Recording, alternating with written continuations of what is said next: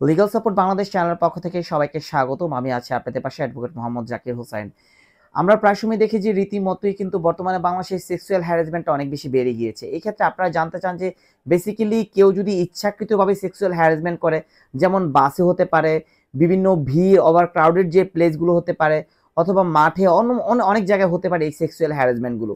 যদি কেউ সেক্সুয়াল হ্যারাসমেন্টের শিকার হন কোনো নারী, সেক্ষেত্রে আপনারা প্রশ্ন করেন যে যদি সেক্সুয়াল হ্যারাসমেন্ট হয়ে কোথায় মামলা করতে হবে, কোন আইনে মামলা করতে হবে এবং কোথায় মামলা করলে সবচেয়ে বেশি রেমেডি পাওয়া যাবে।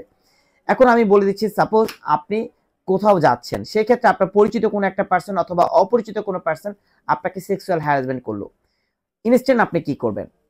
ইনস্ট্যান্ট হলো আপনি থানায় কমপ্লেন করবেন, এবং থানায় কমপ্লেন করার সাথে সাথে যদি আপনি প্রুফ দেখাতে পারেন যে আপনাকে সেক্সুয়াল হ্যারাসমেন্ট করেছে, সেই ক্ষেত্রে কিন্তু থানা কর্তৃপক্ষ অবশ্যই ব্যবস্থা নেবে, এবং যে ব্যক্তি এই অপরাধটা করেছে তাকে কিন্তু সাথে সাথে গ্রেফতার করে ফেলবে। এখন ধরে নিলাম আপনি থানায় গেলেন, মামলাটা নিল না, সেক্ষেত্রে আপনি কোথায় যাবেন? যদি থানায় যাওয়ার পরেও মামলা না নেয়, সেক্ষেত্রে বিজ্ঞ আদালতে যাবেন, অর্থাৎ যেখানে কজ অফ অ্যাকশন, যেখানে ঘটনাটা ঘটেছে তার সংশ্লিষ্ট যে কোর্টে আছে, সেই কোর্টে গিয়ে আপনি সেক্সুয়াল হ্যারাসমেন্টের মামলা করবেন। এখন বলতে পারেন যে সেক্সুয়াল হ্যারাসমেন্টের মামলাটা কোন ধারায় করব? সেক্সুয়াল হ্যারাসমেন্টের মামলাগুলো করতে হয় সবসময় নারী শিশু নির্যাতন দমন আইন সংশোধনী 2003-এর 10 ধারায়।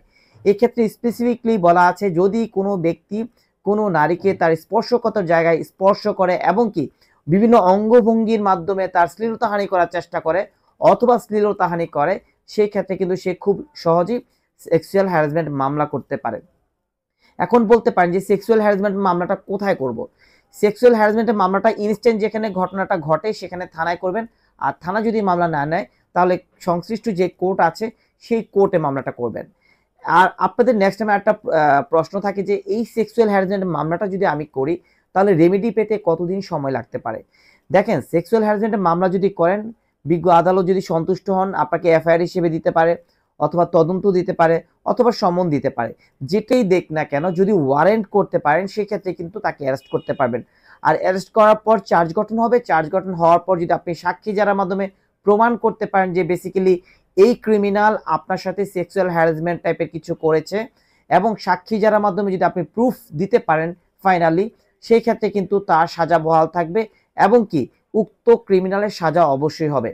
তবে ম্যাক্সিমাম ক্ষেত্রে আমরা প্রায় সময় দেখি যে সেক্সুয়াল হ্যারাসমেন্টের মামলাগুলো আমরা যারা করে, যে মেয়েরা করে আমাদের মাধ্যমে, পরবর্তীতে তারা কিন্তু এগুলোতে আপোষে চলে যায়। আপোষে হয়তো বা কেউ বিয়ের জন্য শর্তে রাজি হয়ে যায়, অথবা কেউ টাকা দিয়ে মামলাগুলো শেষ করে ফেলে। অর্থাৎ যদিও সেক্সুয়াল হ্যারাসমেন্টের মামলাটা আপোষ অযোগ্য মামলা, জামিন অযোগ্য, সেক্ষেত্রে কিন্তু অবশ্যই বাদীনি যদি চায়, ভিকটিম যদি চায়, এবং ভিকটিম যদি অ্যাডাল্ট হয়ে যায়, সেক্ষেত্রে কিন্তু অবশ্যই বিজ্ঞ আদালত আপোষের কথা বললে বিজ্ঞ আদালত কনসিডার করে কিন্তু বিষয়টাকে আপোষের পর্যায়ে নিয়ে যায়। সো যারা সেক্সুয়াল হ্যারাসমেন্ট নিয়ে অনেক বেশি সচেতন, এবং কেউ যদি এই ধরনের অপরাধে ভিকটিমাইজ হয়ে যান, অবশ্যই সংশ্লিষ্ট থানায় যোগাযোগ করার চেষ্টা করুন।